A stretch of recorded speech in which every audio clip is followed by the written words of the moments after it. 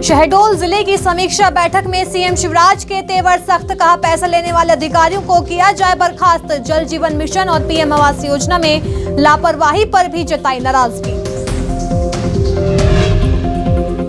आज से बीजेवाईएम का हरा भरा मध्य प्रदेश अभियान, सीएम शिवराज और वीडी शर्मा होंगे शामिल। 3 चरणों में 75 लाख पौधे लगाने का लक्ष्य। दिल्ली दौरे पर PCC chief Mohan Markam AICC की बैठक में होंगे शामिल। महंगाई के खिलाफ महारैली को लेकर होगी चर्चा। छत्तीसगढ़ के ट्रेन यात्रियों को बड़ी मिली राहत। आज से 44 ट्रेनें पटरी पर लौटी। इंटरलॉकिंग के कारण 62 ट्रेनों को रेलवे ने किया था रद्द। एशिया कप में भारत ने पाकिस्तान को दी करारी शिकस्त। हार्दिक ने छक्के के साथ खत्म किया मैच। भारत ने 2 गेंद रहते पाकिस्तान को 5 विकेट से हराया।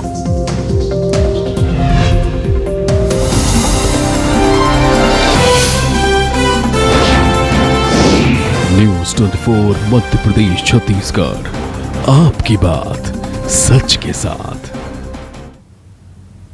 नमस्कार, मैं अलीशा और आप देख रहे हैं न्यूज़ 24 मध्य प्रदेश छत्तीसगढ़। तो चलिए रुक कर लेते हैं बड़ी खबर का। खबर जबलपुर से है, जहां होटल की आड़ में अस्पताल चलाने और आयुष्मान कार्ड के नाम पर फर्जीवाड़ा करने के मामले में 2 निजी अस्पतालों की मान्यता निरस्त कर दी गई है।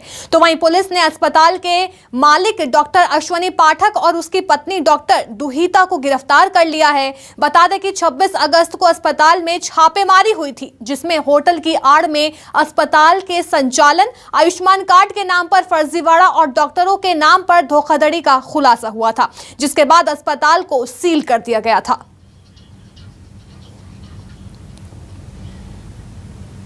तो 2 निजी अस्पतालों को जो है वो सील कर दिया गया है। उनके लाइसेंस जो है वो निरस्त कर दिए गए हैं। होटल की आड़ में अस्पताल का संचालन किया जा रहा था, तो आयुष्मान कार्ड के नाम पर भी फर्जीवाड़े का यहां पर बड़ा खुलासा हुआ है। मेरे सहयोगी जबलपुर से कुमारिंदर हमारे साथ जुड़ गए हैं। कुमारिंदर, क्या कुछ पूरा मामला है, क्योंकि 2 निजी अस्पतालों का लाइसेंस जो है वो निरस्त कर दिया है? देखिए, ये जो दोनों अस्पताल है ये फर्जी तरीके से चलाए जा रहे थे। पिछले दिनों जो 26 अगस्त को भी इस अस्पताल में रेड पड़ी थी, जहां होटल की आड़ में ये अस्पताल चल रहा था और दूसरा अस्पताल जो है बारातघर की आड़ में चल रहा था।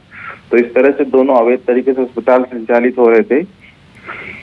देर रात जो है दोनों अस्पताल के लाइसेंस भी निरस्त कर दिए गए हैं। साथ ही नेशनल किडनी अस्पताल के जो डायरेक्टर और डॉक्टर है मियां बीवी, दोनों को गिरफ्तार कर लिया गया है और जांच जारी है। बहुत सारी गंभीरता अनियमितताएं इसमें अभी तक खुल के आई है। बताया जा रहा है कि नेशनल किडनी अस्पताल में उन डॉक्टरों के नाम पर सील साइन किया जाता था जो अस्पताल में है ही नहीं, काफी पहले अस्पताल छोड़ चुके हैं। वार्ड बॉय जो है, होटल के जो वेटर है, वो इलाज करते थे मरीजों का। तो बहुत सारी अनियमितताएं हैं, अभी जांच जारी है, अभी बहुत सारे खुलासे जो है और हो सकते हैं। जी बिल्कुल, बहुत बहुत शुक्रिया कुमारिंदर हमें तमाम जानकारी देने के लिए। तो एमपी के गृह मंत्री नरोत्तम मिश्रा ग्वालियर के दौरे पर रहे। तो इस दौरान उन्होंने पीएम मोदी के दतिया की तारीफ करने पर आभार जताया और कहा कि दतिया के उत्सवों में पूरे देश से लोग शामिल होते हैं। तो भोपाल के एक मॉल में धर्म विशेष की तरफ से नमाज पढ़े जाने पर नरोत्तम मिश्रा ने पूरी जानकारी लेने की बात कही। तो झारखंड के सियासी संकट पर नरोत्तम मिश्रा ने कहा कि दूसरी पार्टियां अगर अपनी सरकार नहीं संभाल पा रही हैं तो बीजेपी अपनी दावेदारी तो पेश करेगी ही।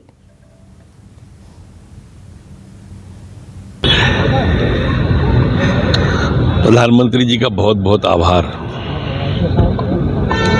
दतिया हमारा छोटे जिलों में है और एक बड़े व्यक्ति जब तारीफ किसी अभियान की करते हैं, मन पुलकित होता है और आत्मा आनंद विभोर होती है। ये अभी मेरे संज्ञान में विषय आया है, मैं उसकी अभी जानकारी ले रहा हूँ, उसके बाद बोलना ठीक रहेगा। सरकारें जिनकी हैं वो अपनी अपनी सरकारें संभालें, अगर नहीं संभाल पाएंगे तो स्वाभाविक रूप से दावेदारी तो करेंगे।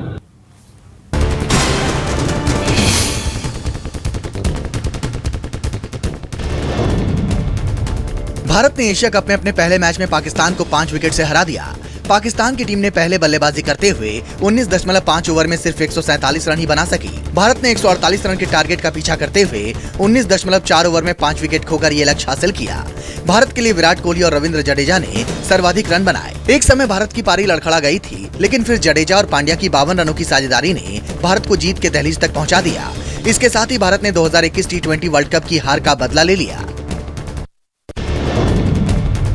एशिया कप में भारत की शानदार जीत के बाद पूरे देश में जश्न का माहौल है। जैसे ही पांड्या ने जीत का छक्का लगाया, भारतीय क्रिकेट फैंस खुशी से झूम उठे और ढोल नगाड़ों की धुन पर नाचते हुए जश्न मनाने लगे। इतना ही नहीं, देश के प्रधानमंत्री नरेंद्र मोदी ने भी भारत की पाकिस्तान पर शानदार जीत के लिए टीम इंडिया को बधाई दी। पीएम ने ट्वीट किया, भारतीय टीम ने एशिया कप के मैच में बेहतरीन ऑलराउंड खेल दिखाया। टीम ने शानदार क्षमता और जुझारूपन दिखाया। जीत पर उन्हें बधाई। सुप्रीम कोर्ट के निर्देश पर सेक्टर 93 स्थित सुपरटेक एमराल्ड फोर्ट के ट्विन टावर धमाके के बाद जमींदोज कर दिया गया। महज 9 से 12 सेकंड में कुतुब मीनार से भी ऊंची ट्विन टावर की दोनों इमारतें जमींदोज हो गई। पलक झपकते ही मलबे में तब्दील होती इमारत के साथ चारों ओर धूल और धुआं फैल गया। ड्रोन से ली गई तस्वीरों में साफ देखा जा सकता है कि कैसे धमाके के बाद पूरा टावर भरभरा कर जमींदोज हो गया। नोएडा पुलिस आयुक्त ने कहा कि पूरे प्लान के साथ काम किया गया और टावर को गिराया गया। सुरक्षा के पूरे इंतजाम थे, जिस कारण से सब कुछ सही हुआ। नोएडा के सुपरटेक ट्विन टावर को गिराने के बाद आसपास जमे धूल को स्थिर करने के लिए पानी को स्प्रे करने के लिए एंटी स्मॉग गन का इस्तेमाल किया गया। लगभग 100 पानी के टैंकर और 300 सफाई कर्मचारी तैनात किए गए थे। ट्विन टावर्स के ध्वस्त होने के बाद आसपास धूल का गुबार फैल गया था। नोएडा प्राधिकरण की सीईओ रितु माहेश्वरी ने कहा कि आसपास की हाउसिंग सोसाइटियों को कोई नुकसान नहीं हुआ है। आपको बता दें कि ट्विन टावर्स को गिराने का जिम्मा एडिफिस कंपनी को सौंपा गया था। नोएडा के कुतुब मीनार से ऊंचे ट्विन टावर अब इतिहास के पन्नों में दफन हो चुके हैं और अब उसके बाद के साइड इफ़ेक्ट्स को कंट्रोल करने के लिए लगातार जो प्रशासन है उसकी कवायद चल रही है। देखिए, यहाँ पर ट्विन टावर के पास, जहाँ पर ट्विन टावर को ढाया गया उसके पास ही जो पार्क है, वहाँ पर पेड़ों की अच्छे से धुलाई की जा रही है, क्योंकि जिसके चलते जो डस्ट पार्टिकल्स जो वातावरण में फैले, क्योंकि ब्लास्ट के बाद हमने खुद देखा था कि एक धुएं का बहुत बड़ा गुबार देखने को मिला था और उस गुबार से आसपास की सोसाइटी में और आसपास जो पार्क है वहाँ पर पेड़ों पर एक धूल की मोटी चादर चढ़ गई थी। उसी धूल की मोटी चादर को हटाने के लिए और जो छोटे छोटे पार्टिकल्स होते हैं, धूल के कण, वो सांसों में ना घुल जाए, सांसों में घुलकर वो जहर का रूप ना ले लें, तो उन्हीं धूल के कणों को धोने के लिए लगातार प्रशासन की ये कवायद चल रही है। इसके लिए बाकायदा 100 से ज़्यादा टैंकरों का इंतजाम पहले से ही किया गया था। दिल्ली विधानसभा के विशेष सत्र का आज दूसरा दिन है। आम आदमी पार्टी आज दिल्ली विधानसभा में विश्वास प्रस्ताव लाएगी। आप और बीजेपी के बीच आरोप प्रत्यारोप की राजनीति के बीच विशेष सत्र को एक दिन बढ़ाने का फैसला किया गया। सीएम अरविंद केजरीवाल ने कहा कि सदन में मैं कॉन्फिडेंस मोशन लाना चाहता हूँ, ये बताने के लिए कि यहाँ एक एक विधायक हीरा है, एक भी नहीं टूटा। बीजेपी का ऑपरेशन लोटस दिल्ली में आकर कीचड़ बन गया। लोग फोन कर रहे हैं कि कितने विधायक टूट गए। मैं कहता हूं कि एक भी नहीं टूटने वाला। दिल्ली की जनता को भरोसा दिलाने के लिए कॉन्फिडेंस मोशन लाना चाहता हूं। आबकारी नीति में हुए कथित भ्रष्टाचार के मामले में विपक्ष सरकार को लंबे समय तक घेरने की रणनीति बना रहा है। बीजेपी अब भी सड़कों पर जगह जगह प्रदर्शन कर इस मामले पर जनता को अपने साथ जोड़ने की कोशिश कर रही है और उसके नेता सरकार पर आक्रामक रुख अपनाए हुए हैं। इसी कड़ी में आज दिल्ली बीजेपी एक बार फिर से आम आदमी पार्टी और सीएम केजरीवाल के खिलाफ विरोध प्रदर्शन करेगी। दिल्ली बीजेपी के कई बड़े नेता आज सुबह 10:30 बजे आईटीओ समेत दिल्ली की अलग अलग जगहों पर धरना प्रदर्शन करेंगे और दिल्ली सरकार के खिलाफ आवाज बुलंद करेंगे। भारतीय जनता पार्टी के राष्ट्रीय अध्यक्ष जेपी नड्डा आज असम और त्रिपुरा के दौरे पर होंगे। आज वो गुवाहाटी में बीजेपी के उत्तर पूर्व कार्यालय भवन का भी उद्घाटन करेंगे। साथ ही साथ नड्डा अगले साल होने वाले त्रिपुरा विधानसभा चुनाव के संबंध में रणनीति तय करने के लिए अगरतला में पार्टी अधिकारियों के साथ बैठक करेंगे। उधर कुछ दिन पहले त्रिपुरा के मुख्यमंत्री ने नई दिल्ली में नड्डा से मुलाकात की, जहां उन्होंने उन्हें राज्य के वर्तमान राजनीतिक परिदृश्य और संगठनात्मक गतिविधियों के बारे में जानकारी दी थी। कांग्रेस पार्टी ने आज ऑल इंडिया कांग्रेस कमेटी और प्रदेश कांग्रेस कमेटी की बैठक बुलाई है। ये बैठक दिल्ली स्थित पार्टी हेडक्वार्टर में शाम 4 बजे होगी। कांग्रेस की इस बैठक में पार्टी की 3570 किलोमीटर भारत जोड़ो यात्रा अभियान पर चर्चा होगी, जो 7 सितंबर से कन्याकुमारी से शुरू होगी। बैठक में भारत जोड़ो यात्रा अभियान के कोऑर्डिनेटर मौजूद रहेंगे। इसके अलावा एआईसीसी के महासचिवों और पीसीसी के अध्यक्षों को भी बैठक में शामिल होने के निर्देश दिए गए हैं। वीडियो कॉन्फ्रेंसिंग के जरिए कांग्रेस के नए अध्यक्ष चुनाव को लेकर कांग्रेस वर्किंग कमेटी की बैठक हुई। बैठक की अध्यक्षता सोनिया गांधी ने की और अंतिम कार्यक्रम को मंजूरी दी। बैठक के बाद कांग्रेस सांसद केसी वेणुगोपाल ने बताया कि कांग्रेस अध्यक्ष पद का चुनाव 17 अक्टूबर को होगा। 19 अक्टूबर को मतगणना होगी। जानकारी के मुताबिक चुनाव के लिए 22 सितंबर को अधिसूचना जारी होगी। कांग्रेस अध्यक्ष चुनाव के लिए नामांकन दाखिल करने की प्रक्रिया 24 सितंबर से शुरू होगी। इसकी अंतिम तिथि 30 सितंबर तय की गई है।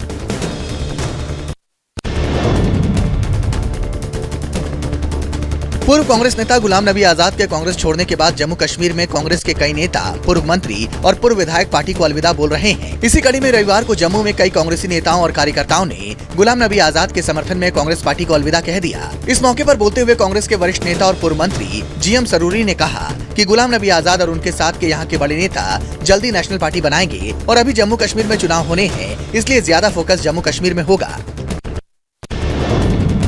बिहार में महागठबंधन और बीजेपी में जारी जुबानी जंग के बीच सीएम नीतीश कुमार ने सुशील मोदी पर पलटवार करते हुए कहा कि उन्हें फिर कोई जगह मिल जाए, इसलिए वे बोल रहे हैं। जब सरकार बनी तो उन्हें कुछ नहीं बनाया गया, इसलिए उन्हें तकलीफ थी। अब बेचारे कुछ बोल रहे हैं तो उन्हें रोज रोज बोलना चाहिए।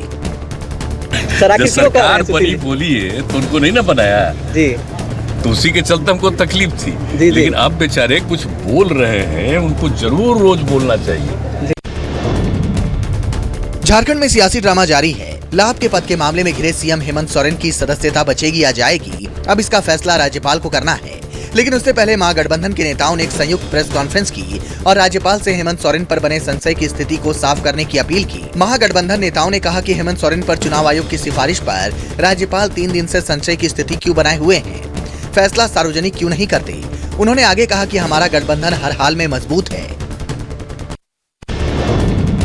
पहले पंजाब में ड्रग्स को मुद्दा बनाकर चुनावी अखाड़े में जीत हासिल करने वाली आम आदमी पार्टी अब इस मुद्दे को गुजरात में भुनाने की फिराक में है। दिल्ली के सीएम और आम आदमी पार्टी के संयोजक अरविंद केजरीवाल ने गुजरात में ड्रग्स का मुद्दा उठाया और बीजेपी सरकार पर जमकर हमला बोला। केजरीवाल ने ट्वीट किया, गुजरात में इतने बड़े स्तर पे ड्रग्स कौन ला रहा है, इस धंधे का मालिक कौन है, सोचिए कितना ड्रग्स रोज बिना पकड़े निकल रहा होगा। क्या इतने बड़े स्तर पर ड्रग्स का धंधा टॉप के लोगों की मिलीभगत बिना संभव है? आप देश के युवा को अंधकार में धकेल रहे हैं। गुजरात के मुख्यमंत्री भूपेंद्र पटेल ने मेधा पाटकर और आम आदमी पार्टी पर निशाना साधा है। सीएम भूपेंद्र पटेल ने कहा कि हमें ये याद रखना होगा कि वे कौन लोग थे जिन्होंने 5-5 दशक तक कच्छ को नर्मदा के पानी से वंचित रखा। उन्होंने कहा कि ये वही अर्बन नक्सली हैं जिन्होंने नर्मदा योजना का विरोध किया। इन्हीं में से एक का नाम है मेधा पाटकर और हम ये जानते हैं कि वो कौन सी पार्टी से जुड़ी हैं। सीएम भूपेंद्र पटेल ने आपको अर्बन नक्सलवादी पार्टी बताया। उन्होंने कहा कि कच्छ की जनता उनके मंसूबों को कामयाब नहीं होने देगी। झुंझुनू की चिड़ावा पंचायत समिति की प्रधान इंदिरा डूडी ने प्रधानमंत्री नरेंद्र मोदी को लेकर एक विवादित बयान दिया है। इंदिरा डूडी का वीडियो सोशल मीडिया पर खूब वायरल हो रहा है, जिसमें उन्होंने कहा कि यदि देश में आज हिंदुओं की जितनी संख्या मुसलमानों की होती तो प्रधानमंत्री नरेंद्र मोदी दिन में 7 बार नमाज पढ़ती। इंदिरा डूडी ने कहा कि केंद्र की मोदी सरकार हिंदू मुस्लिमों को लड़ाने का काम कर रही है। राजनीतिक रोटियां सेकने के लिए मोदी सरकार ये गलत काम कर रही है। यूपी के नवनियुक्त प्रदेश अध्यक्ष भूपेंद्र चौधरी आज लखनऊ का दौरा करेंगे।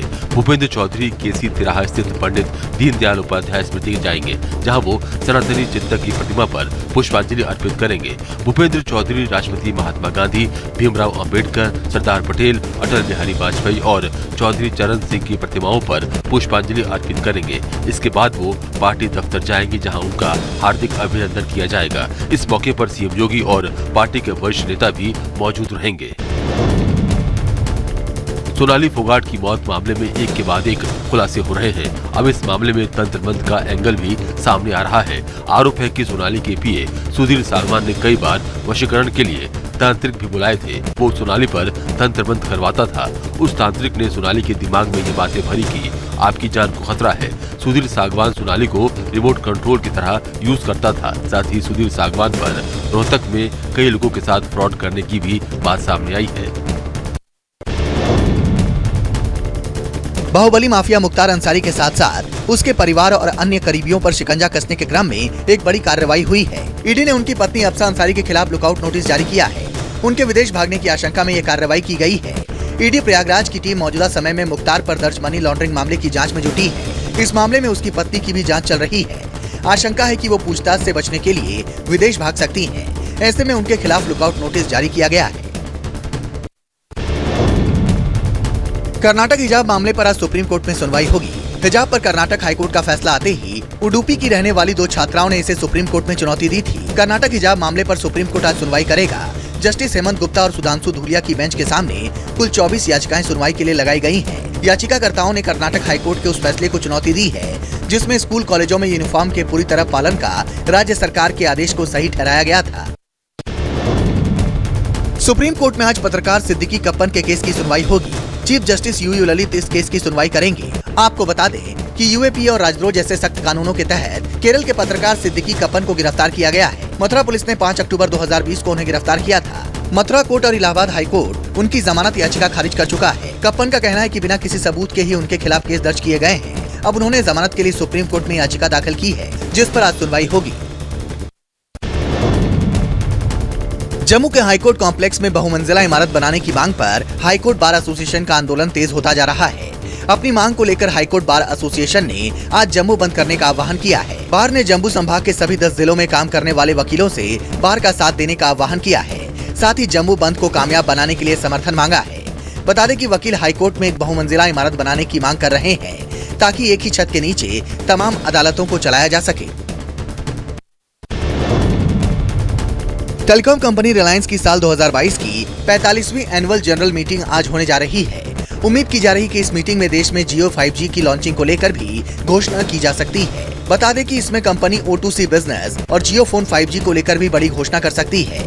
जियो 5G की घोषणाओं के साथ ही इस बात की संभावना जताई जा रही है कि कंपनी जियो फोन 5G को लेकर भी बड़ी घोषणा कर सकती है। इससे पहले जियो की तरफ से 15 अगस्त पर 5G नेटवर्क लॉन्चिंग के कयास लगाए जा रहे थे। सोनाली फोगाट के मुंह बोले भाई ऋषभ ने ड्रग्स और नकली पासपोर्ट को लेकर बड़ा खुलासा किया है। उसने इस पूरे मामले पर क्या कहा, आइए सुनवाते हैं। मैंने पासपोर्ट से उसका घर का नंबर थोड़ी मिलाऊंगा, मैं किसी की शादी में जाऊंगा तो मैंने वैसे पासपोर्ट दिया था बाद में किसी को, तो वो बोले यहाँ तो कोई नहीं रहता।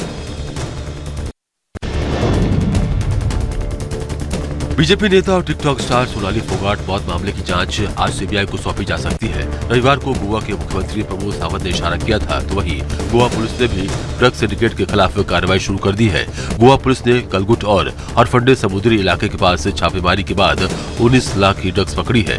गोवा पुलिस ने एक यूपी के और एक दक्षिण अफ्रीका के ड्रग्स पेडलर को गिरफ्तार किया है। सोनाली मौत मामले में 3 आरोपियों को कोर्ट ने 5 दिन की पुलिस कस्टडी में भेज दिया है।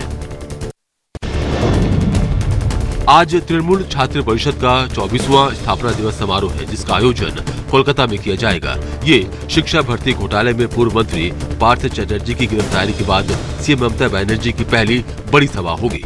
तृणमूल कांग्रेस छात्र परिषद के 24वें स्थापना दिवस पर लक्ष्य 2024 रखा गया है। इसी उद्देश्य से तृणमूल कांग्रेस ने छात्र परिषद की बैठक को सफल बनाने की तैयारी की है। इस सभा के माध्यम से मुख्यमंत्री ममता बनर्जी बीजेपी को चुनौती देंगी, तो राष्ट्रीय महासचिव अभिषेक बनर्जी नए तृणमूल कांग्रेस का आगाज कर सकते हैं।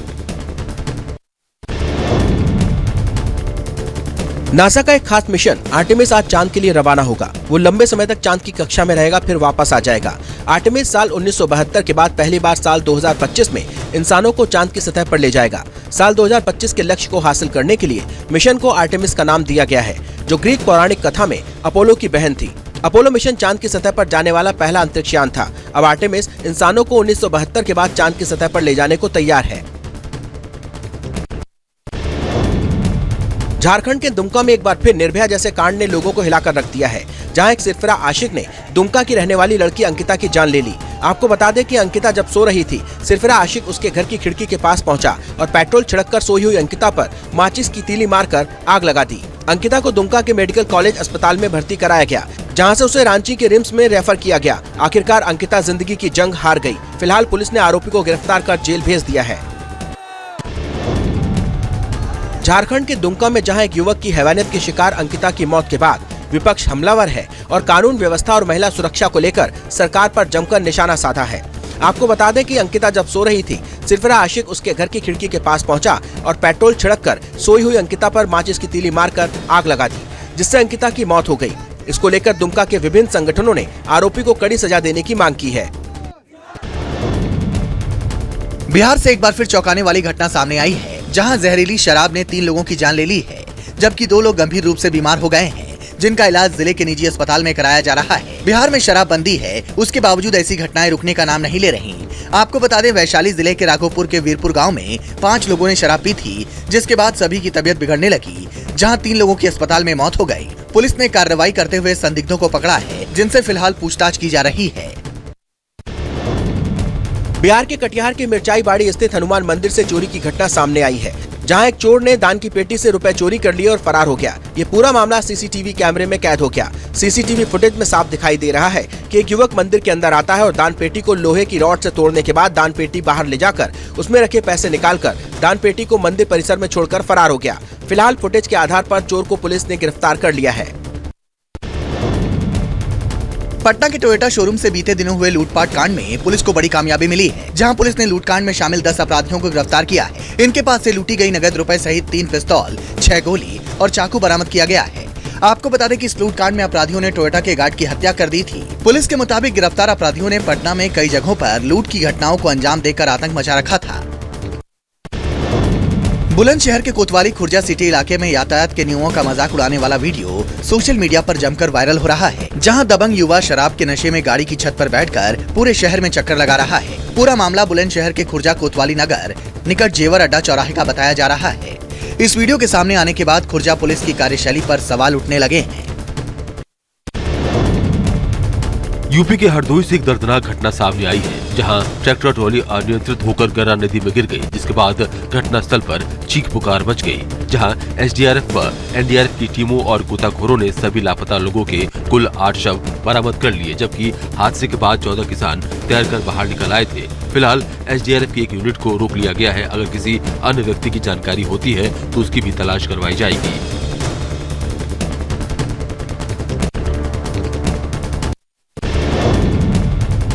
पटना के टोयोटा शोरूम से बीते दिनों हुए लूटपाट कांड में पुलिस को बड़ी कामयाबी मिली है, जहां पुलिस ने लूटकांड में शामिल 10 अपराधियों को गिरफ्तार किया है। इनके पास से लूटी गई नगद रुपए सहित 3 पिस्तौल, 6 गोली और चाकू बरामद किया गया है।